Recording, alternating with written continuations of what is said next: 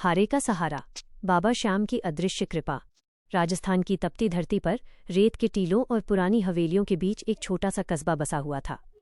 इसी कस्बे में एक साधारण सा युवक रहता था जिसका नाम था आरव।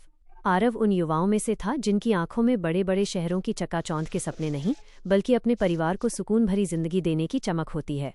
वह बहुत ही संतोषी स्वभाव का था। उसकी दुनिया छोटी थी। सुबह उठकर माता पिता के चरण स्पर्श करना, मन लगाकर पढ़ाई करना और शाम को घर के आंगन में बैठकर परिवार के साथ हंसना बोलना। उसका बस एक ही सपना था कि एक सम्मानजनक नौकरी मिल जाए जिससे वो अपने बूढ़े होते माता पिता को आराम दे सके और उनके इलाज का, उनकी ज़रूरतों का ख्याल रख सके। लेकिन कहते हैं ना कि जिंदगी की किताब में पन्ने हमारी मर्जी से नहीं पलटते। कॉलेज की पढ़ाई पूरी हुई, डिग्रियां हाथ में आ गईं और आंखों में उम्मीद थी कि अब सब अच्छा होगा। पर यहीं से आरव के जीवन की सबसे कठिन परीक्षा शुरू हुई।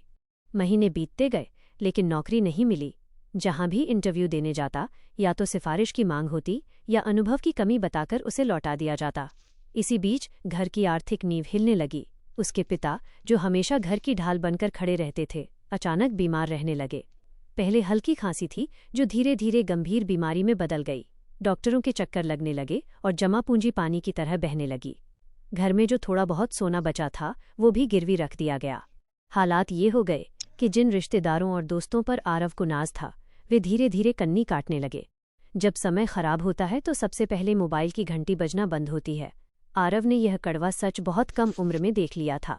कर्ज देने वाले अब घर के दरवाजे पर आकर ऊंची आवाज में बात करने लगे थे। पिता की बीमारी, माँ की नम आंखें और अपनी बेरोजगारी, ये सब मिलकर आरव को अंदर ही अंदर दीमक की तरह खाए जा रहे थे। वह रात रात भर जागता रहता। छत की मुंडेर पर बैठकर वो घंटों काले आसमान और टिमटिमाते तारों को देखता रहता। उसके मन में बस एक ही सवाल गूंजता, तारांकन, क्या मेरी मेहनत में कोई कमी थी? क्या मैं इतना बुरा हूं कि मुझे एक मौका भी नहीं मिल रहा? क्या ऊपर वाला मेरी तकलीफ देख नहीं रहा? निराशा के उन पलों में उसे लगने लगा था कि अब अंधेरा कभी नहीं छटेगा। आत्महत्या जैसे बुरे ख्याल भी कभी कभी उसके मन को छूकर निकल जाते, लेकिन माँ का चेहरा उसे रोक लेता। एक ढलती शाम, जब वो बहुत हताश होकर गांव के पुराने मंदिर की सीढ़ियों पर बैठा था, तभी वहां एक बूढ़े संत आए। उनके चेहरे पर एक अजीब सा तेज और आंखों में करुणा थी। उन्होंने आरव के झुके हुए कंधों और मुरझाए चेहरे को देखा। बिना आरव के कुछ कहे वे समझ गए कि यह युवक जीवन के बोझ तले दबा हुआ है। संत उसके पास बैठे और बड़े स्नेह से बोले, तारांकन बेटा, जब इंसान के सारे दरवाजे बंद हो जाते हैं, जब दुनिया की हर उम्मीद टूट जाती है, असल में वही वो वक्त होता है जब ईश्वर उसे अपनी शरण में बुलाना चाहता है। तूने दुनिया से बहुत मांगकर देख लिया, अब एक बार उस दर पर जा जहां कोई खाली हाथ नहीं लौटता। खाटू जा, लेकिन याद रखना, वहां सिर्फ मांगने मत जाना, अपना सब कुछ सौंपने जाना, भरोसा लेकर जाना। आरव ने पहले कभी खाटू श्याम जी के बारे में सुना तो था, लेकिन कभी गया नहीं था। उस दिन संत की बातों में उसे एक अलग ही खिंचाव महसूस हुआ। उसके पास खोने को अब कुछ नहीं था। जेब में गिने चुने पैसे थे जो शायद आने जाने के किराए भर के ही थे। उसने माँ से आशीर्वाद लिया। माँ ने नम आंखों से उसे विदा किया। टूटे हुए मन और एक अदृश्य उम्मीद के साथ आरव खाटू की यात्रा पर निकल पड़ा। सफ़र लंबा था, लेकिन जैसे जैसे वह खाटू के करीब पहुंच रहा था, उसे एक अलग ऊर्जा महसूस हो रही थी। रास्ते में उसे हजारों लोग मिले।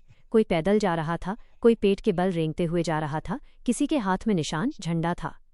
सबके चेहरों पर थकान तो थी, लेकिन आंखों में एक अजीब सी चमक थी। हर तरफ सिर्फ एक ही जयकारा गूंज रहा था, हारे का सहारा, बाबा श्याम हमारा। आरव सोच रहा था कि आखिर इस जगह में ऐसा क्या है जो लोग अपने दुख भूलकर नाचते गाते जा रहे हैं। क्या सच में कोई उसकी पुकार सुनेगा? जब वो तोरण द्वार से गुजरकर मुख्य मंदिर के पास पहुंचा तो वहां भक्तों का जनसैलाब था। धूप तेज थी, भीड़ का धक्का भी था, लेकिन हवा में गुलाब और इत्र की महक और भजनों की गूंज ने माहौल को दिव्य बना दिया था। आरव लाइन में लगा रहा। घंटों के इंतजार के बाद जब वो गर्भगृह के करीब पहुंचा और उसकी नज़र पहली बार बाबा श्याम के उस अलौकिक शीश पर पड़ी, तो उसके पैर वहीं जम गए। बाबा का वो सजा धजा रूप, वो बड़ी बड़ी करुणामयी आंखें, ऐसा लगा जैसे वो सीधे आरव की आत्मा में झांक रहे हों। आरव ने जो रटी रटाई प्रार्थनाएं सोची थीं कि नौकरी मांगूंगा, पिता की सेहत मांगूंगा, धन मांगूंगा, वो सब उसके गले में ही अटक गईं। उसका गला भर आया, उसके सब्र का बांध टूट गया और आंखों से आंसुओं की धारा बह निकली। वो भीड़ के बीच में खड़ा होकर रोने लगा, जैसे कोई बच्चा अपने पिता के सामने रोता है। उसने कांपते हुए होठों से बस इतना ही कहा, ग्रेटर देन बाबा, मैं थक गया हूँ।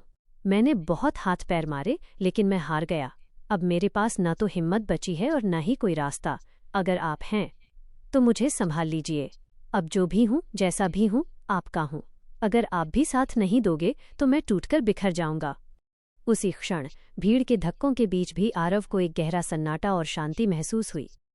उसे ऐसा लगा जैसे किसी ने उसके सिर पर एक अदृश्य हाथ रख दिया हो और कह रहा हो, चिंता मत कर, मैं हूं ना। कोई आकाशवाणी नहीं हुई, कोई फूल नहीं गिरा, लेकिन उसके दिल का भारीपन अचानक गायब हो गया। जो डर और घबराहट महीनों से उसके सीने में बैठी थी, वो आंसुओं के साथ बह गई। उसे एक विश्वास मिल गया कि अब वो अकेला नहीं है।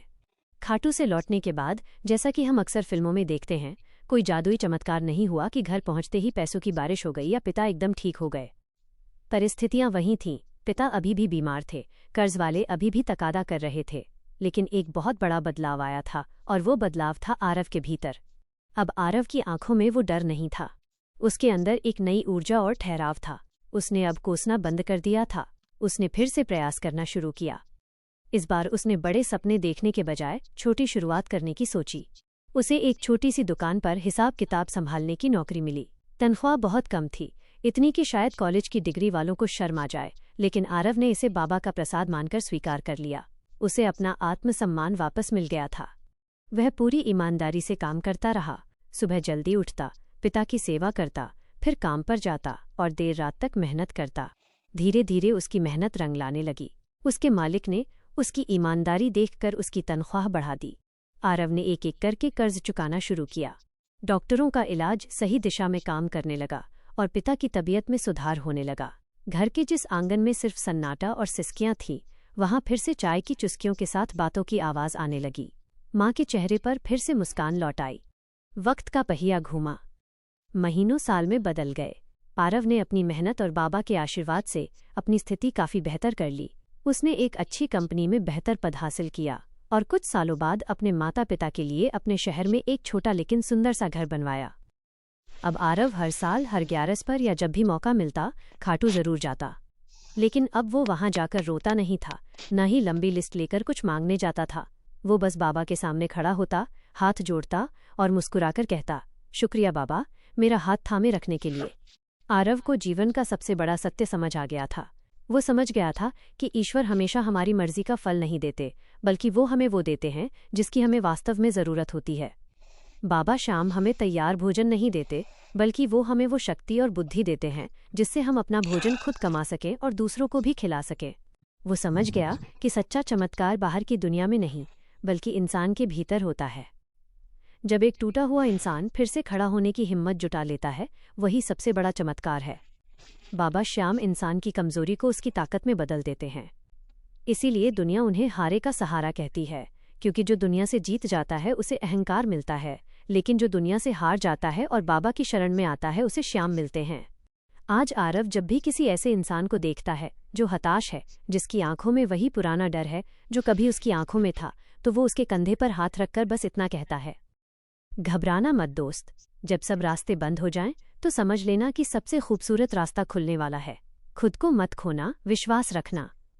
श्याम बाबा हमेशा पास होते हैं, बस हमें महसूस करने की देर है।